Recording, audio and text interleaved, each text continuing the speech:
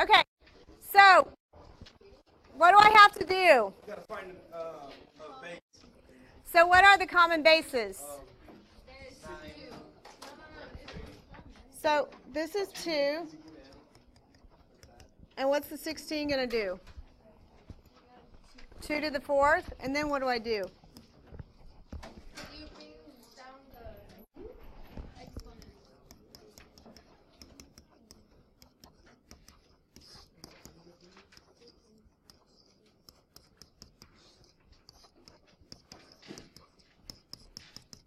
So is a negative answer okay? Yes. Is a fraction okay? Is 0 okay? No. All of those are okay. What do you mean no? Yes. 0 is fine. All right. 81. What do I change it to? Okay, so this is 3 to the 4th. And the 1/9?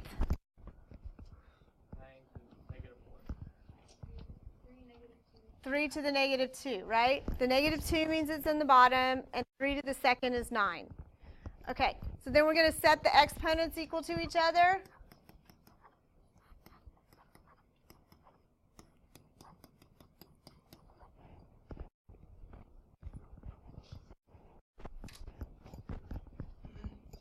It's a 2.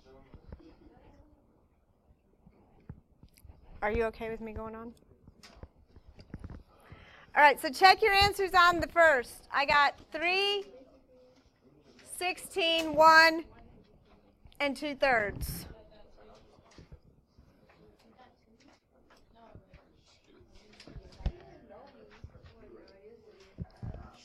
Okay, so let's make sure, because the table, y'all, the table, there's an exact one of these on the test. So make sure you've got the table right. So first of all, where does the initial value come from? That was close, but it would be the other one. You had a 50-50 shot. It's the other one. So this is 2,068.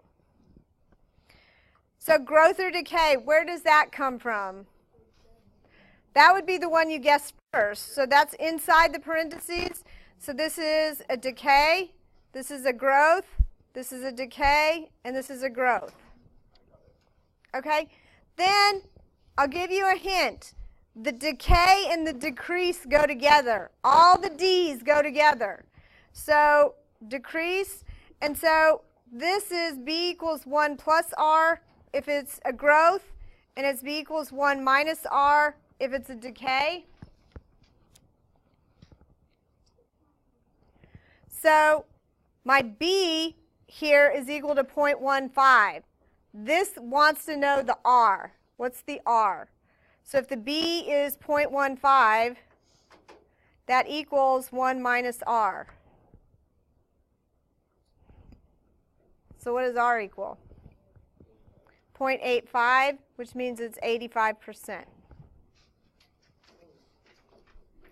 So the growth goes with the increase.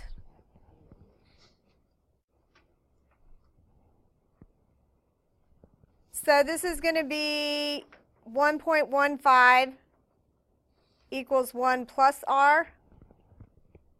So the R equals 0.15 or 15% increase. Number 7, is it an increase or a decrease? Decrease. And so that's 1 minus R equals the 0.96. So what is it?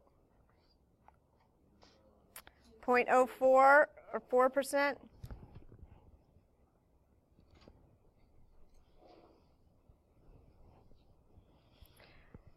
And the R here, this is an increase, and it's 1 plus R equals 2.3.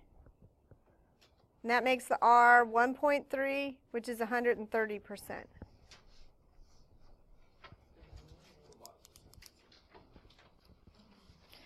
So y'all make sure you can do that. Those are the easy points on the test. On the back. Andrew, what's the initial value? 3. Oh. Amen. Oh. Hey, what's the initial value on 10? 1. Is number 9 a growth or a decay? It's a decay. Decay.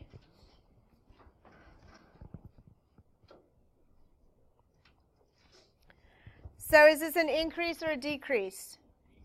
Decrease, and this is an increase. And so the decrease, so this time it's a fraction, and you all hate fractions. So what is 2/5 as a decimal? 0.4. So this is going to be 1 minus r equals 0.4. So it's a decrease of 0.6, which is 60%.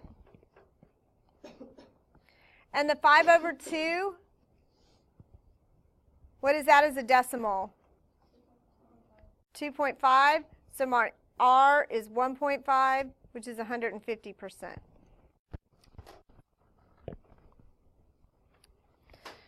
So the next one is asking about the attributes. So if I drew an exponential growth, it goes this way, and it has the asymptote. So what's the domain? All real numbers. What's the range? Bottom to top. So y is greater than 0. That would be correct. And I can also write it as 0 to infinity. So if it doesn't touch the y-axis, the x-axis, does it have an x-intercept? No. Does it touch the y-axis though? Yes, and that's why we use that intercept as the point we move. So do I have a vertical or a horizontal asymptote? This way. Horizontal, right? So this is going to be at y equals 0. So do I have a vertical asymptote? No. Do I have an axis of symmetry? Can you fold that in half and it'll be equal? No. Okay. So John bought a new car in 2015 for $30,000. Assume the car depreciates 12%. Is this a growth or a decay? Depreciate, decrease, and decay. They all go together. So this is a decay. So it says determine the growth factor. So that means b equals 1 minus r since it's a depreciate. And my r this time is 0.12. So if I take 1 minus 0.12, my b is 0.88.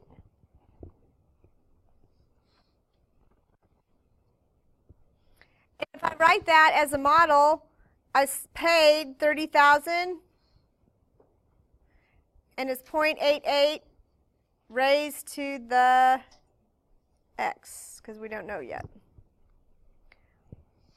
That's what it means in model. You put an x in for the years, and then calculate what it would be worth this year. So how many years is that? 3, right? So 30,000 times 0.88 to the third.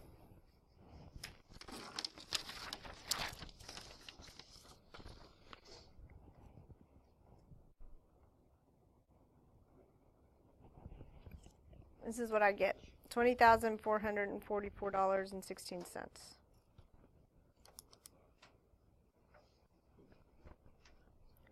Number 13, the Perez family bought a new home in 2000 for $183,000.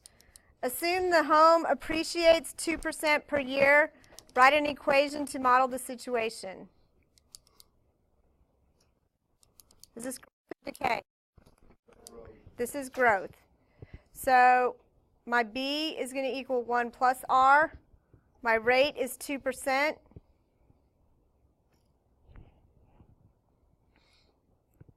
Which is 0.02. So my b is going to equal 1.02. So if I'm going to write an equation, the initial value of the house was $183,000. And with a model, you have to put the x there. And then it says, what would it be worth now? So how many years is it now? 18. So we have 183,000 times 1.02 to the 18. So if you do that, I got 261,369.06.